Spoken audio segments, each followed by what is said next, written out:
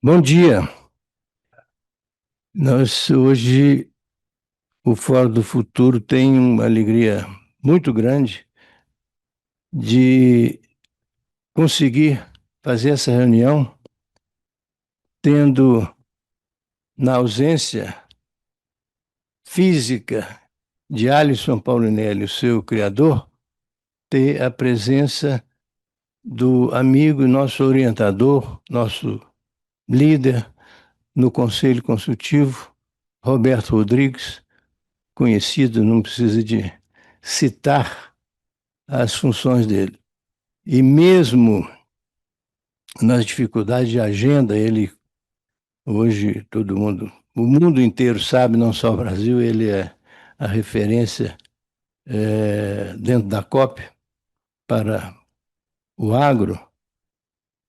Eu fazendo então essa menção muito especial, eu queria mesmo dizer para ele que aqui, Roberto, nós temos de uma maneira enganjada, fortemente enganjada,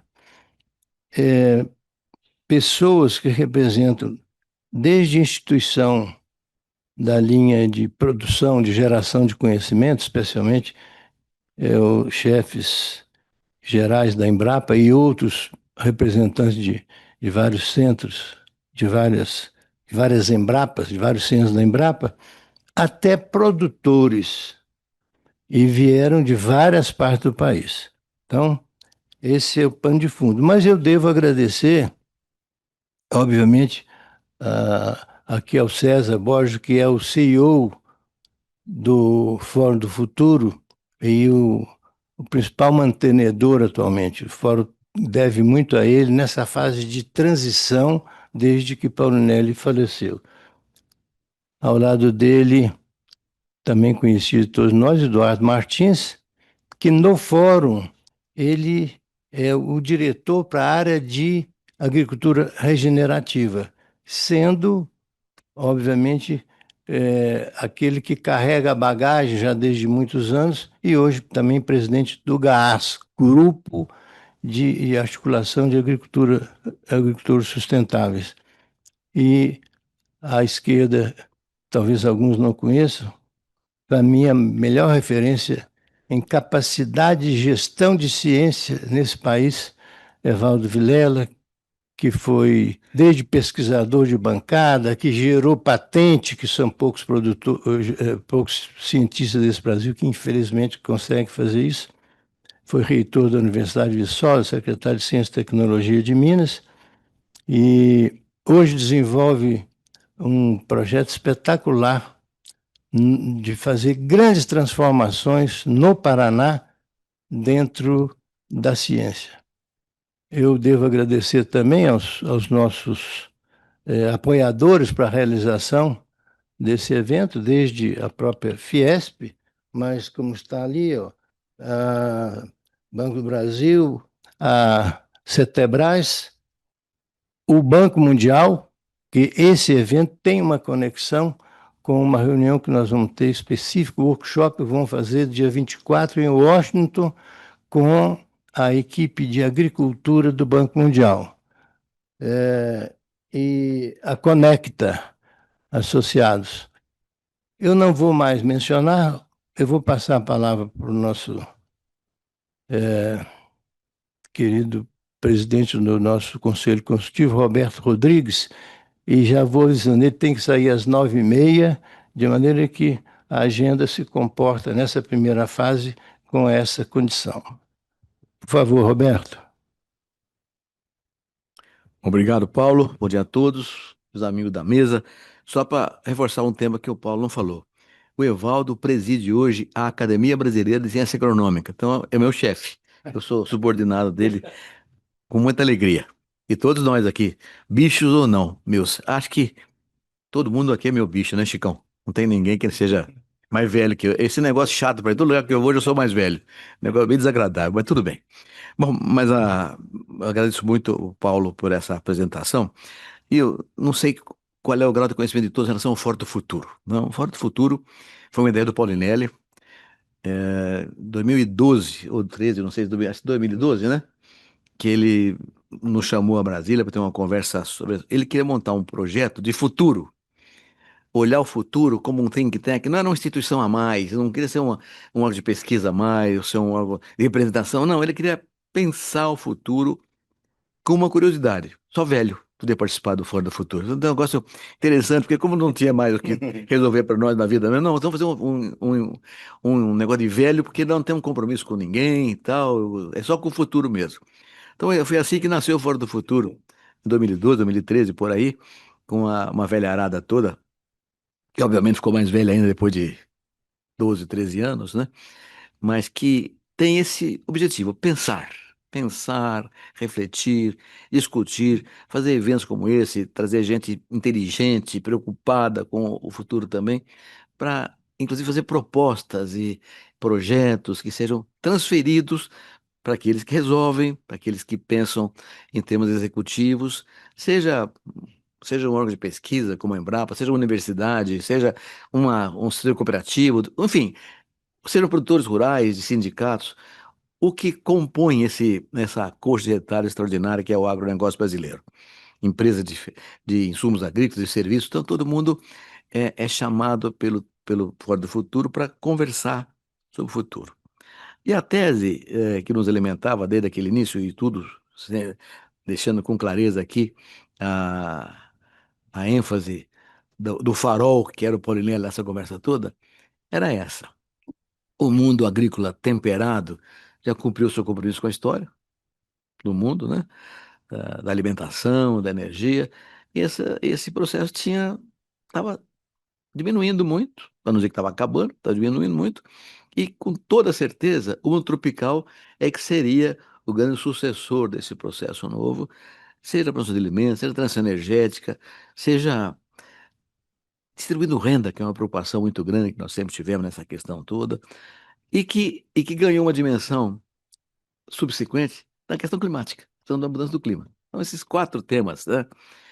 Segurança alimentar, transição energética, mudança climática e desigualdade social passaram a ser uma preocupação importante e permanente do Fórum Futuro. E o Fernando, que é o executivo do Fórum Futuro, estava comandando essas coisas em Brasília sistematicamente para a gente poder avançar em direção a propostas e projetos.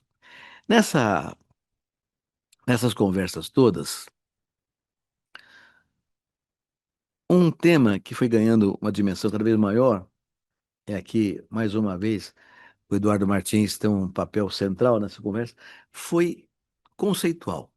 Deixa eu só chamar a atenção que está aqui conosco o Marcelo Brito, que é um grande companheiro da agricultura, craque da questão ambiental também, assim como o Pedreiro de Freitas que está aqui, e o Chico Graziano, meu colega de truco, futebol e universidade. Então, bicho também, mas esse é um bom bicho. Mas só para comentar então, pedir licença ao Eduardo, que o tema agricultura regenerativa ah, começou a me chamar a atenção e incomodar um pouco, porque o que é agricultura regenerativa? O que é isso, né?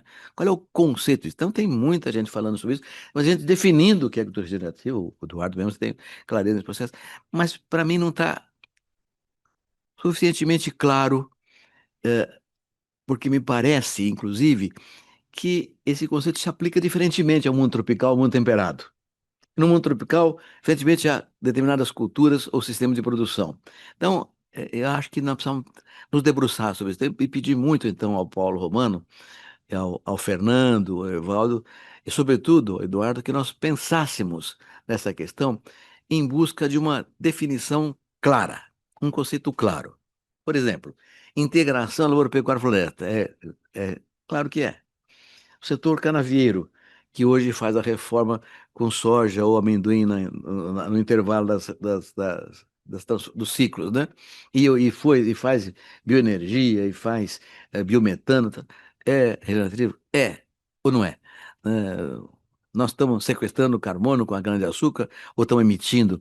Então, ah, todas essas questões, a pecuária, veja aqui o Maurício, a pecuária de corte hoje, quando é tratada, Luiz, bem-vindo, quando é tratada tecnicamente, obviamente tem um balanço negativo em matéria de gás de efeito estufa, mas nem toda pecuária é feita dessa maneira. Então, não é regenerativa em boa parte do país, no mundo inteiro. Então, eu estava muito incomodado com isso, sobretudo agora com essa responsabilidade nova que eu assumi em relação à COP, e com outro tema que eu vou falar muito ligeiramente aqui, mas então, eu estava muito interessado em ter uma clareza conceitual. O que é agricultura regenerativa? Que sirva para todo mundo. Não é um carimbo, uma coisa que sirva para todo mundo, para cana, para o boi, para soja, para floresta, para todo mundo que trabalha nesse processo de agricultura tropical sustentável. E isso, para mim, tem uma dimensão adicional, pessoalmente. Está aqui conosco o Miguel Ivan, não sei se vocês conhecem o Miguel Ivan, que é da Embrapa Arroz e Feijão, lá de Goiânia. Talvez vocês saibam já, mas vou sublinhar uma informação.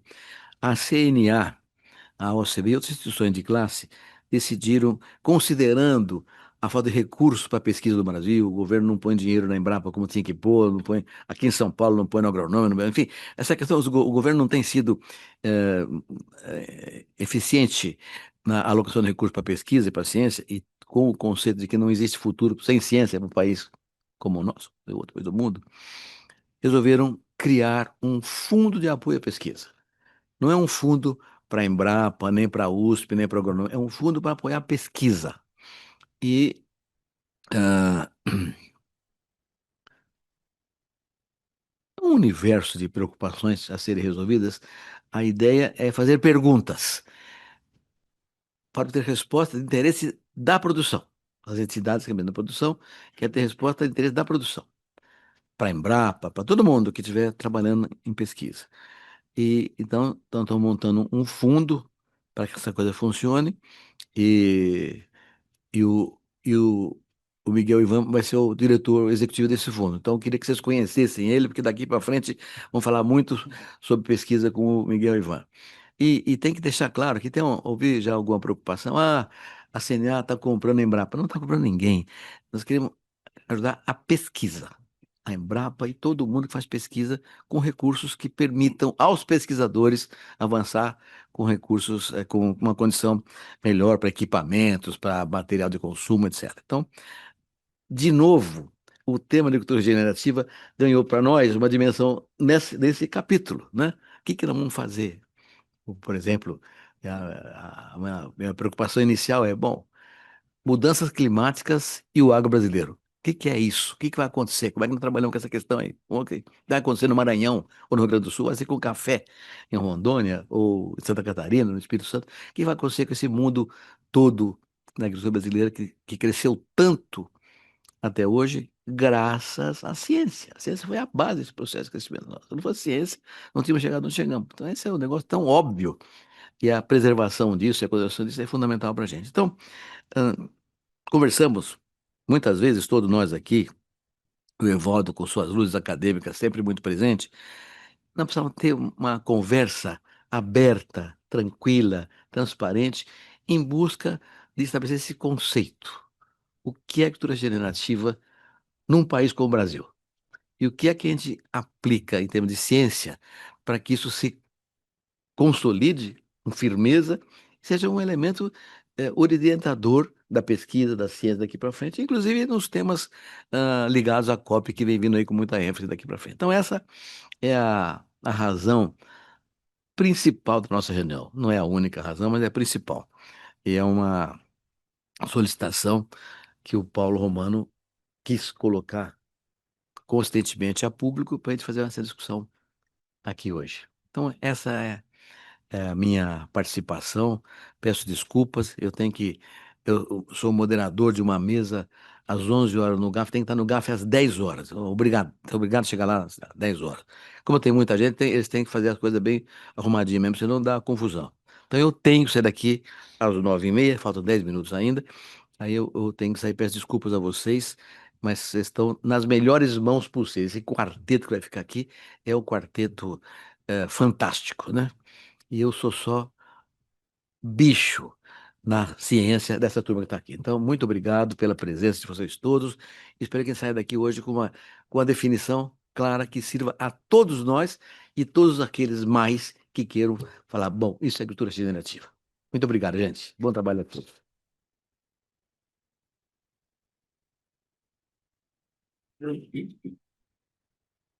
Bom, muito obrigado, Roberto. E o fórum realmente hoje tem a sua luz. Paulinelli manda de longe, mas aqui a sua luz, sempre que possível, presencial, ou com a sua voz reconhecida, né, quando virtualmente for o modo. Mas para você, inclusive, ouvir rapidamente dos que ainda estão na mesa, por minutos, porque o nosso tempo também ficou curto, eu vou pedir ao caro Evaldo, que eu já falei dele aí, não vou falar mais não. Impressionante realmente a contribuição que ele tem dado ao Brasil. Por favor. Bom dia a todos. Desculpa que eu estou meio gripado, a voz não está saindo direito, mas cumprimentar aqui o Roberto, agradecer muito a presença dele. A gente sempre aprende muito, né, e se inspira muito no que o Roberto traz para a gente, e ele traz hoje uma necessidade absoluta, realmente, da gente ter muito claro os nossos conceitos, né, e de agricultura regenerativa em particular, porque é um tema que já é bem antigo, não é novo, né? Mas é de uma maneira nova que a gente encara a regenerativa. E cumprimentar o Paulo, agradecer também o trabalho que ele faz, juntamente com o César, né, no nosso fórum, e o Eduardo, que sempre inspira também a gente, é um grande trabalhador pela ciência brasileira, né, ele com a experiência que ele tem. Cumprimentar a todos vocês, é muita gente, muitos amigos, muita gente importante aqui que nós reunimos hoje aqui, né? Então não dá para citar todos, mas quero cumprimentar o Pérez ali pela Embrapa, né? E todos da Embrapa se sintam também cumprimentados e todos vocês, né? Tem metade do nome dele, sabe, né? É, né? Mas é um ambiente muito bom que a gente está aqui e o que eu trago, assim, muito rapidamente, né, na discussão, com essa luta que a gente tem feito, a gente tem uma ciência no Brasil muito robusta em alguns aspectos, em alguns lugares, né?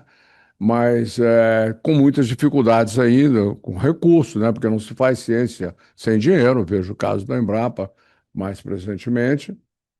E esse fundo, né, Roberto traz essa novidade para a gente, né? A gente já estava sabendo, mas é uma novidade muito boa, né? Onde o setor privado também começa a investir em pesquisa. Já tem vários setores, no caso da cana, já investe muito, né? A gente às vezes tem mania de generalizar, esquecendo que tem coisas muito boas feitas no nosso país, né? Graças a Deus nós estamos bem, nós estamos aqui com uma agricultura muito pujante, né?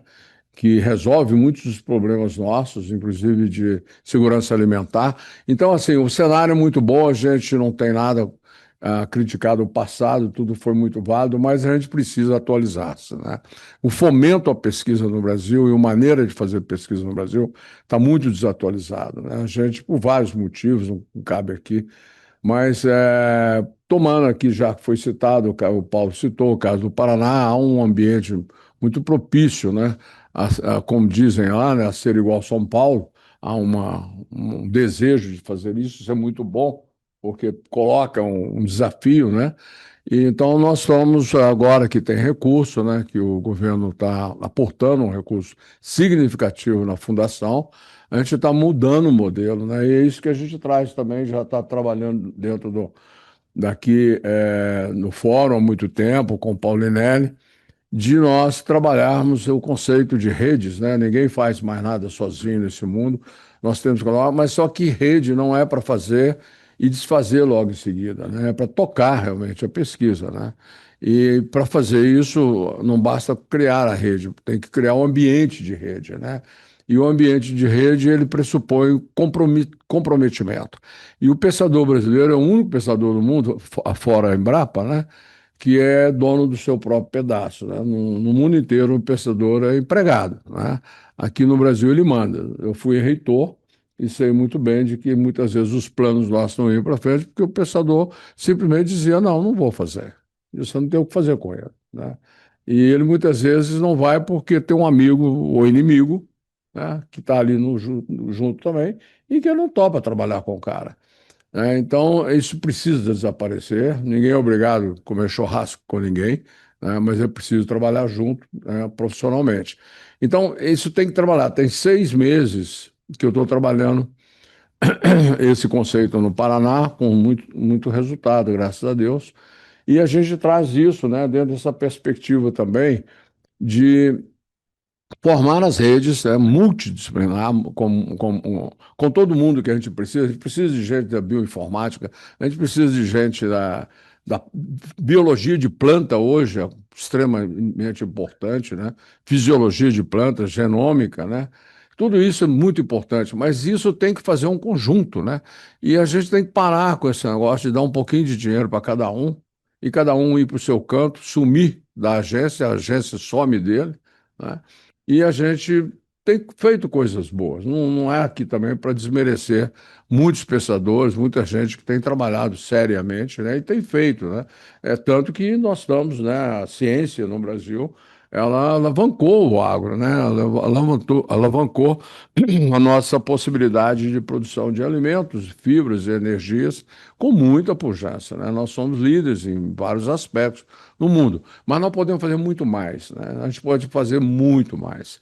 E esse é o nosso propósito, de ajudar a fazer aquilo que a gente precisa fazer, que é nos atualizarmos em termos de fazer o modo de fazer pesquisa, o modo de obter os resultados, né? A gente ainda passa muito, é muito interessante falar isso, eu gosto de falar, Roberto, porque é muito emblemático, né?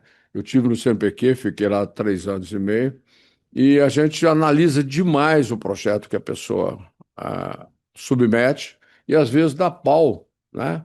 Por uma questão de metodologia que o cara nem fez ainda, né? E depois some. Depois o resultado é às vezes 3 artigos que, se muito bom e publicado internacionalmente, vai ser apreendido lá pela China. Lá, né? O Brito provou agora que os nossos papers publicados em inglês no exterior, nós somos o sexto a usar, né? Primeiro é a China, segundo os Estados Unidos. Então, nós estamos construindo catedrais lá fora, né, sem aproveitar o nosso conhecimento. Então, isso precisa parar.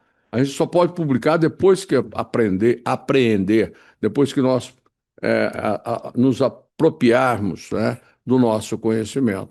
Porque senão a gente não vai a lugar nenhum, a gente não vai ter mais recursos, porque não tem uma maneira de convencer, né, de criar narrativas importantes para o setor público, para as políticas públicas, né? Então, essa contribuição é pouco tempo, a gente tem muita coisa para falar, mas eu queria deixar aqui nessa mesa esse recado e essa contribuição para a gente fazer. Tá bom? Muito obrigado. Muito obrigado, Evaldo. E desculpa complementar, o Evaldo é um dos poucos engenheiros agrônomos que é também membro da Academia Brasileira de Ciências e é o coordenador do nosso conselho científico dentro do Fórum do Futuro. Obviamente que dali emana essas orientações para os membros da rede do conhecimento, que é a base, como eu já disse, do fórum. Eu vou pedir então que o nosso companheiro e CEO César Borges, todos conhecem, é um grande empresário inovador, né? Desde sempre, que faça uso da palavra. Roberto, 3 minutos para você sair. Muito obrigado por você ter trazido o questionamento, a pergunta. Então, nós vamos aqui trabalhar nesse evento para buscar a resposta à pergunta que você nos trouxe. E lá no seu evento, dê um abraço no Plínio, Nastari, que creio que você vai encontrá-lo. Ele faz parte do Conselho de Administração da Caramuru, recém-empossado, como tal. Muito obrigado. Continuando, nós vamos ter ainda a título de abertura dois posicionamentos e já para explicar, depois nós vamos ter o resto do dia, até a finalização, a coordenação do Eduardo, do trabalho propriamente que nós viemos fazer aqui. Então, a título de abertura, eu passo a palavra ao Eduardo, depois o Fernando vai fazer as apreciações dele. Paulo, Evaldo, César, eu primeiro queria agradecer o acolhimento ao tema, né, e a possibilidade de tratá-lo como uma questão relevante. Queria também agradecer a todos que aceitaram o convite para fazer essa discussão. Na realidade, eu acredito que nós estamos tratando da herança do Paulinelli porque, na nossa visão, a agricultura regenerativa é a grande oportunidade para o próximo salto que ele reclamava, pedia e indicava do ponto de vista de necessidade. Esse salto ele vem com muitas vantagens potenciais para o Brasil, né? Primeiro porque nós não estamos falando em adaptar o tropical para a agricultura industrial. Nós estamos falando da possibilidade de criar uma agricultura que de fato seja tropical e que tenha base e fundamentos nas nossas possibilidades, na nossa competência, e tem uma vantagem enorme nisso, porque isso que a gente aqui está discutindo de forma de conceito está sendo praticado no campo, já está sendo praticado no campo. A exemplo de muitas coisas na agricultura, os agricultores chegam na frente, né? Acho que nós temos um monte de problema, inclusive de gestão de conhecimento e etc. Agora, esse Brasil não tem carência de competência, não tem carência do ponto de vista, inclusive, de uma visão estratégica, não tem carência de solução já praticada. A nossa carência é muito de construir convergência. E muitas vezes de estar lidando, né, com as picuinhas, as diferenças, como o Evaldo já citou, que se dá no âmbito lá dos pesquisadores, mas que se dá no ponto de vista do país inteiro, né? Então, eu não gosto de uma citação do Nelson Rodrigues que fala do cachorro vira-lata.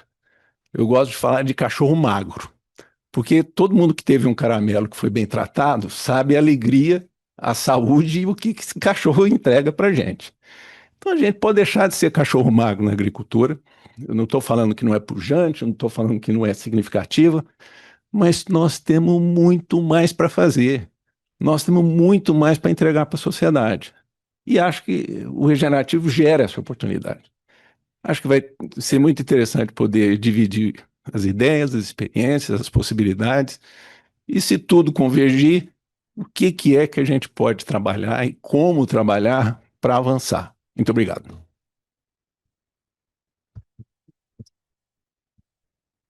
Bom, excelente introdução. E antes de passar para o Fernando, dizer uma palavra que o Paulinelli sempre praticou e eu aprendi muito e me valeu muito na minha história, é pactuar. Então, as divergências sempre vão existir, mas você tem que valorizar as convergências e nós aqui saber o seguinte, quem está trabalhando no ponto de vista privado aqui, só privado, tem a perspectiva da sua função social, do alcance público e até político do seu trabalho, e outros, como eu fui a vida inteira, hoje não, hoje eu sou voluntário aqui, mas eu fui gestor público, e aí sim, aí é por obrigação mesmo. Então, é importante dar sentido ao que nós vamos fazer. É o que o Fórum pretende nessa perspectiva de um novo patamar de agricultura. Paulinelli usou a expressão terceiro salto, ou seja, para ser competitivo no padrão mundial hoje, nós podemos ter orgulho, mas definitivamente não parar aí, não viver de conquista, mas sim viver para ter aquele que é o sabor de conquista. O que vale não é o que tem, o que vale é o processo do que se conquista. Fernando, por favor. Acho que tem aqui, ó. Bom, Fernando Barros, desde a fundação do Fórum, primeiríssima reunião que o Paulinelli nos chamou, éramos 5 pessoas, Paulinelli, Fernando e eu. E ele sempre esteve junto com o Paulinelli, tem o melhor repertório de entre todos nós, daquilo que sempre foi a proposta do Paulinelli e a busca do Fórum. E hoje é o diretor executivo do Fórum. Eu devo mencionar o seguinte, deveria estar aqui na mesa a Natália, que é a nossa diretora de administração e finanças, que assumiu recentemente, mas ela só vai chegar daqui a pouco, e que substituiu, importante essa menção, até por dever de gratidão, o Rodrigo Rodrigues, filho do nosso querido Roberto Rodrigues, que, por razões profissionais, ele já tinha dito que ficaria temporariamente. Natália trabalha numa grande consultora e, e cede também o seu tempo, que não é, funcional, nessa consultora, para o Fórum do Futuro. Fernando. Obrigado, Paulo. Obrigado a todos vocês. Você vê que em todas as falas nós temos a palavra convergência como um guia. É o nosso grande dificuldade. O Paulinelli me contou que uma vez o Osíris disse para ele que almoçava em Oslo com 2 membros do Conselho do Prêmio da Paz e fez a seguinte pergunta: por que a Argentina tem prêmio Nobel, o Uruguai tem prêmio Nobel, o Chile tem prêmio Nobel, a Bolívia tem prêmio Nobel, a Colômbia e o Brasil não tem? Aí o conselheiro respondeu: é porque quando chega uma candidatura brasileira, é o único país que manda time contra, e-mail detonando. É impressionante. A gente precisa encontrar um jeito de ficar juntos. E não precisa todo mundo pensar do mesmo jeito.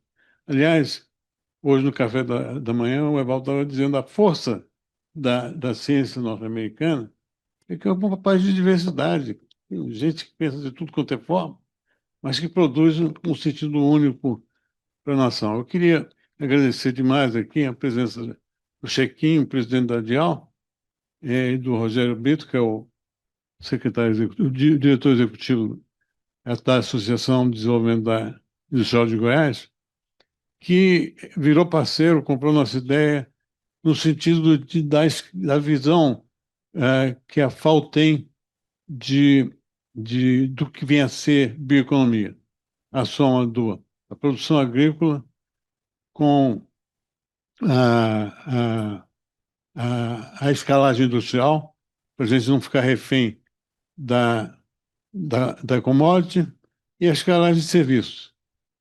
Em 2023, isso aí junto somou 13,5 trilhões de dólares. O que a gente está disputando é um lugar na liderança desse PIB, porque quando você faz um terceiro ciclo de inovações, é isso que você pretende chegar. Contra 5 trilhões de dólares da cadeia fóssil. Imagina, gente, o tanto de oportunidade que nós temos à nossa frente se a gente conseguir fazer um discurso comum. Então, a gente já tem as tecnologias, isso é ponto pacífico, nós vamos continuar liderando a produção do conhecimento por muito tempo ainda na área tropical. O Banco Mundial acredita no que a gente está propondo. Isso nós tivemos em Washington, levando essa primeira ideia em 2016, mas nos anos 70 havia planejamento estratégico. Pode ver, de lá para cá, o regime político condicionou que quando qualquer coisa saindo em Brasília, ela vira eleitoral, ela vira partidária. Ela não vira planejamento estratégico. E não é questão de ser de esquerda, de direita ou de centro. Não consegue, o nosso modelo, infelizmente, não está produzindo isso.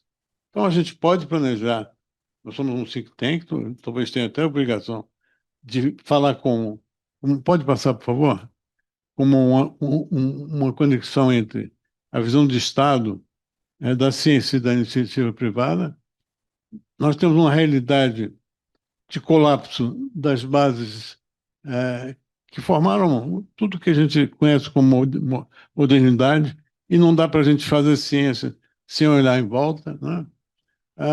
Os setores mais atingidos são mais tolerantes, mas a verdade é o seguinte: a dificuldade é de crises diversas ao mesmo tempo, agudas, e o mundo tem 8 bilhões de habitantes e 8 bilhões e 600 milhões de celulares. Gente, a COP30, infelizmente, não é uma agoura, é uma constatação. Não, a gente teria muita coisa para mostrar, por exemplo, a qualidade da nossa ciência aterrissada na realidade. Nós temos muito conhecimento na Amazônia. Só na Embrapa são 9.